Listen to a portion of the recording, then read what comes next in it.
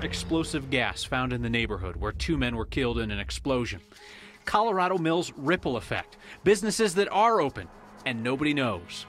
A suffering dog in a hot car tests a new law and a woman's judgment. I wanted to just break the window. This woman on Pikes Peak had no idea her life is about to change. Another beautiful home in Denver, demolished in search of a buck. This house was almost 100 years old, and that, I think, should have meaning. And what I think we're missing in this whole candidate body slams reporter story. Next. Colorado's discussion about the safety and the energy industry has 2 new headlines tonight. First, the explosion at an oil tank battery in Weld County this afternoon that injured 3 men. 2 are in the hospital with burns. No homes were damaged. The site is a safe distance away. None were evacuated. This is an Anadarko well, the state's largest energy company.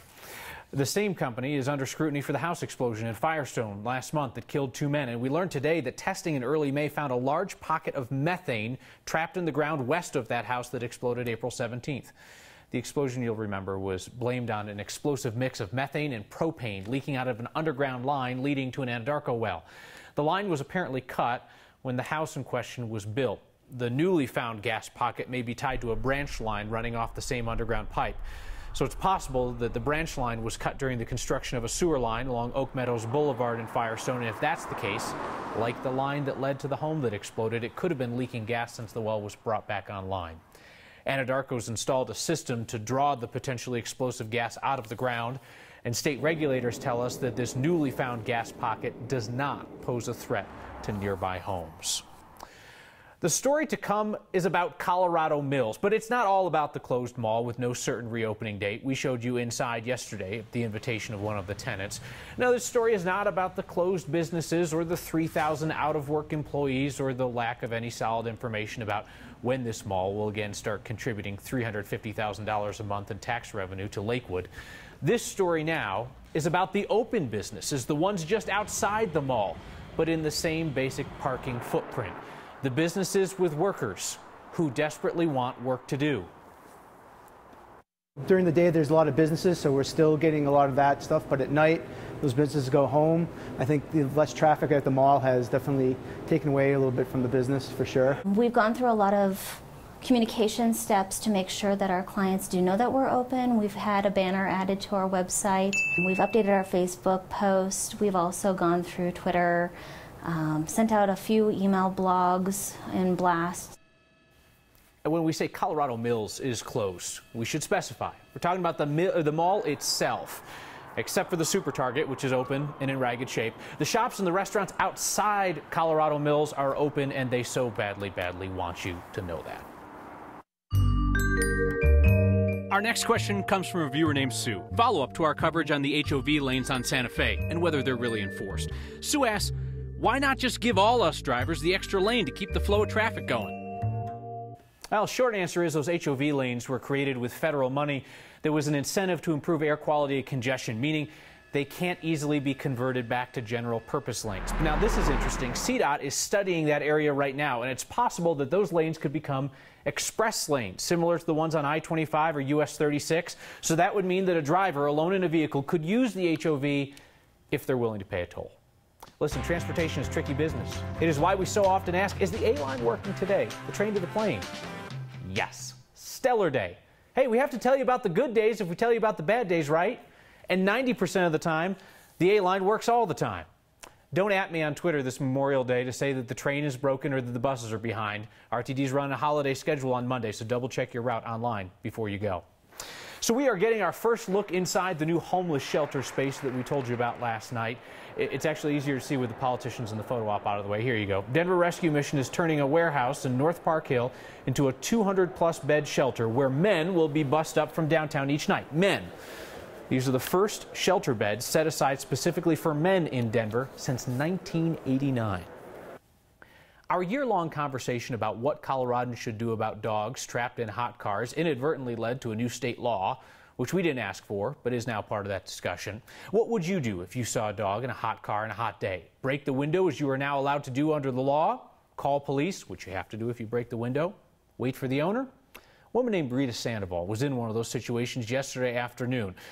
Code enforcement officers with the city of Englewood were already there. And then she waited. and waited and wanted to tell us what she witnessed. As I was approaching the vehicle, I could hear a dog crying. All the windows were up. I wanted to just break the window. I was so upset.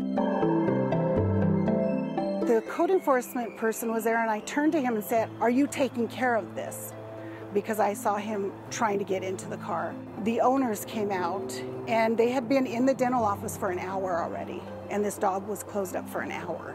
I was irate. Thank goodness it wasn't 100 degrees out. You know, we all need education in almost every aspect of our life, but when it comes to a life, you don't leave a dog in the car. I just wanted to let people know it's okay to break a window and get to that dog to save him in time. This dog fortunately lived through this, and yours may not. Dog's owner eventually came outside. A dog had to be taken to an emergency vet hospital. The owner of the dog got a ticket for animal cruelty. And Rita's right, Colorado law now allows you immunity. If you break a dog out of a hot car, you have to follow all the rules. Look for the owner, stay until authorities arrive, and so forth. If you're ever in doubt or you don't want to take the risk of breaking the window, call your city's dispatch line to report it. Be persistent. If they make you wait, call 911. That's what they've told us. The City of Denver's Office of Emergency Management is on the move. The office is moving out of the City and County building, where it's been for more than half a century, and into the Denver Post building, which is going to need a new name, because the Denver Post is moving as well because of budget issues, moving outside of Denver to Adams County, where the paper's printing plant is. It's likely going to happen by the end of the year. They'll likely keep a small office somewhere downtown. May I make a recommendation? Fresh perspective on the much-watched story of the congressional candidate up in Montana who body-slammed and punched a reporter. Mike Riggs writes for Reason, which is a right-leaning free market type site, and he's bothered by this idea that real men hit people. He talks about a time in his life when he was physically violent, and that toughness that was often admired from afar terrified his mother and his family. Riggs talks of how America's battered women's shelters are filled with women who are fleeing those real men. How jails are filled with real men who tried to solve problems with violence and then didn't have the economic means to escape the consequences. His tweet thread invites us to examine whether this macho ideal really helps men or anyone. Next Twitter account retweeted the thread if you would like to read it. Here's what bothers me about the public discussion of the Republican congressional candidate body slamming and punching a reporter who asked him about a health care bill. The sheer volume of people I talked to on social media last night who said that the story was fake, then once Fox News confirmed it, they cheered that a reporter had been beaten. Living in a country without widespread political violence impairs our ability to see where this leads. Political violence spreads. Today's aggressors could be tomorrow's victims. We're clearly seeing an increasing acceptance of authoritarian tendencies. But that mindset, too, assumes that your favorite authoritarians will always be in power. There's only one way to ensure authority in perpetuity, and surely even the people who cheered the beating of a journalist, surely even they don't want to see that in America. All right, who ordered the rain for the weekend? Somebody fess up now. It was a beautiful bungalow on the corner. His house is gone. As Denver changes, a man asks us to consider the cost. And the most Colorado proposal we've seen. Cue the high winds. Next.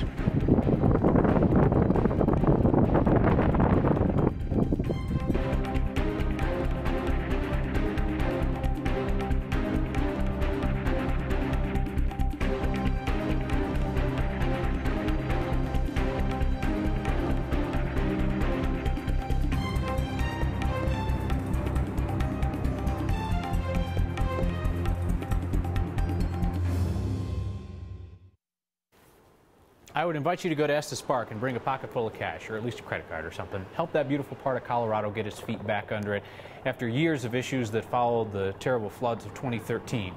US 34 through the Big Thompson Canyon reopened today. That stretch from Loveland to Estes Park has been closed since October. It'll be clear for your driving pleasure through the tourist season, and then closed for another 8 months to finish the work that has already used 300,000 pounds of explosives to blast away 23,000 truckloads of rock.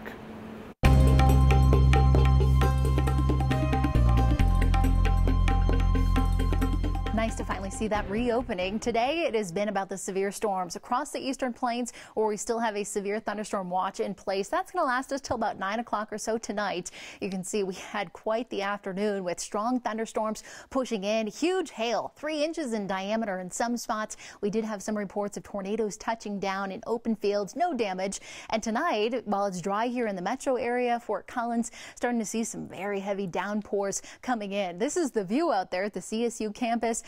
Thunderstorm pushed through, some strong gusty winds whipping around our camera, a couple of drops on the lens, and now a little clearing in the far off distance. All courtesy of this cold front that's diving into much of Colorado. And once again tomorrow afternoon, we're looking at Mother Nature making a repeat performance. Stormy skies here in the Denver metro area and off to the east on I-76, I-70, all in that bubble for trouble tomorrow afternoon. So it's once again going to be kind of an eyes to the sky kind of afternoon. Tomorrow morning, it's dry, it's quiet, a great beginning to the weekend if you can get a jump start. By 2, 3 o'clock, the showers of thunderstorms developing in the metro area, but then intensifying across the eastern plains by about dinner time tomorrow. 10 p.m. we clear things out, only to do it all over again on Saturday. Low 70s on tap for us tomorrow, but then by Saturday we cool things off significantly. It's going to be a soggy start to the weekend, but by Sunday, Monday, we're back to the low 70s, Kyle, and I think we'll have a little bit more sunshine on Memorial Day.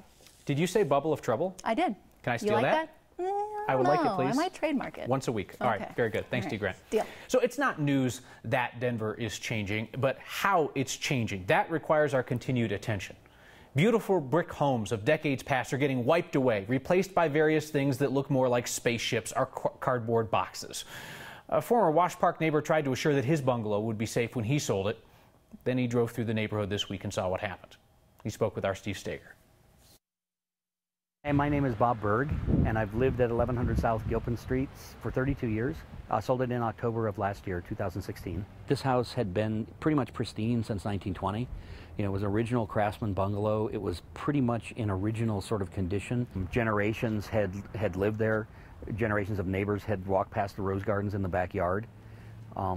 It was a solid old house, and I just think that it was something the neighborhood wanted to keep. I'm very happy that the trees are still here. You know, because we planted those in 1986. I'm sorry that all the rest of it's gone. I think it's a tremendous loss for the neighborhood. We got a full price offer like in hours of putting the sign out. And we turned that one down because they were honest about the fact that they wanted to take it down and replace it. The guy that ended up buying it said several things. He made various kinds of representations about keeping it and renovating it and preserving the character of it. Obviously that didn't happen. It's such a shame when a 1920 or 1924 home goes away because the technology exists nowadays to renovate it so well. Losing our architectural heritage, you know, the classic buildings, I think it diminishes the city in a way. I think it attacks its identity, kind of homogenizes it, and it's very sad. I mean, I love the house. You know, I spent 30 years in it. And I really had hoped that it would have a different future than this. Now, Bob posted about this on Facebook, and it really lit up. And he got an apology email from the developer. The developer told him he tried design after design for a remodel, but it wouldn't work. So he had no choice but to scrape. So if people are thinking, well, maybe I could work something out with the developer, put it in writing what they're going to do, and then they won't be able to take the house down. Bob says he talked to a lot of people about this, and the courts may not hold up something like that. And we've talked to legal experts who also say they could sell the house to someone else, and that contract goes out the window. It's just one of those things. Someone else owns the property. They can do with it what they want. You sell your house, it's not your house anymore. Yeah. All right, Steve, thank you. Attention future Rockies fans, the bandwagon is leaving the station, returning to his old high school for something he left behind a half-century ago. And what if people talk to each other over dinner? I mean, what's the worst that could happen? Next.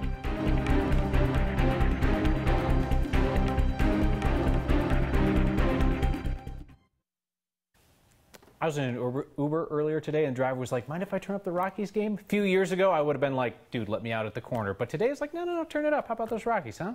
Which reminds me to ask all of you, is there room on the Rockies bandwagon right now? You better hurry. Seriously, hop on as soon as possible. It is about to pull away from the station. Just look at the numbers. The second best record in baseball. This season marks the fastest the Rockies have ever won 30 games. They've won 11 of 15 series so far. Even though they lost today, they haven't been swept in a series since the end of April. If those aren't enough reasons to like the Rockies this year, there's a new shade of purple on the jerseys. Take a look. She told him, if nothing else, I want you to graduate high school. Those words came from David Sugar's mother, and they have stuck with him for the past 53 years. David walked the halls of Abraham Lincoln High School in Denver from 1961 to 1963. He dropped out in his junior year to join the Army. He served all over Europe during the Vietnam War. As he got older, he remembered those words about graduation from his mom.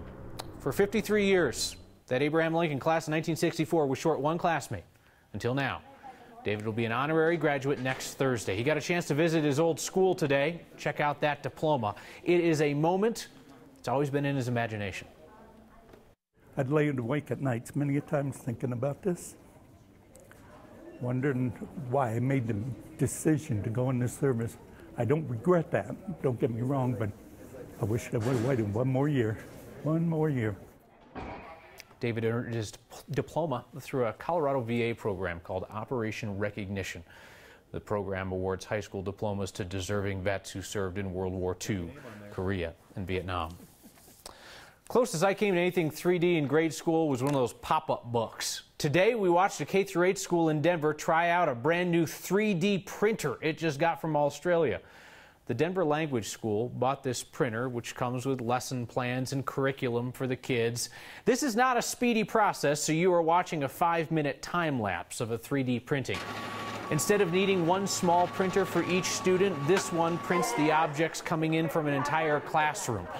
The school logo project took about an hour. A large object like a saber-toothed tiger skull naturally takes 20 hours.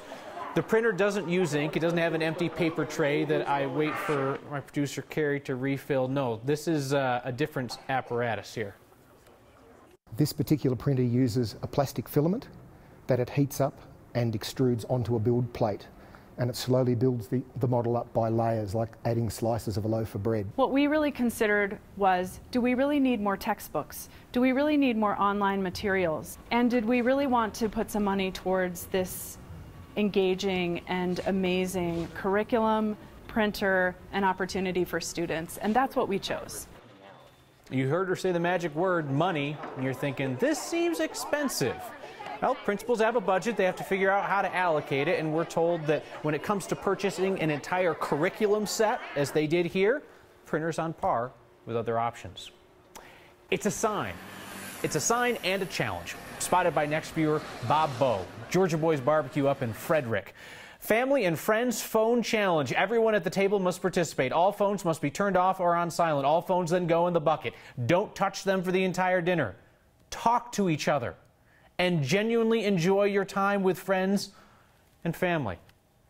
If you make it through the whole dinner following the rules, free banana pudding. How about that? Not valid Fridays and Saturdays. All right, Bob, we see you trying to make people communicate without everybody's face stuck in their phones.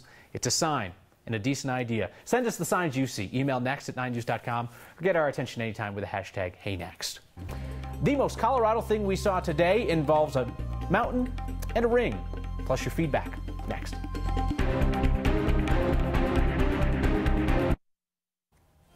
The most Colorado thing we saw today is a surprise proposal atop Pikes Peak. Sarah and her boyfriend Ryan arrived amid 40-mile-per-hour winds on the summit. Ryan found a place to take photos in front of the overlook, set up the tripod, and then boom, down on one knee to pop the question. They celebrated at a brewery in Colorado Springs. Cheers to them. Daryl Gentry writes in, typical left-wing liberal reporter, the Fox News reporter did not get beat. Obviously, using the word beating makes for better ratings for your pretend news show. All right, Daryl, it was a Guardian reporter who got beat, and we're not just in this for ratings. We're mainly doing it to make you angry. We'll see you next time.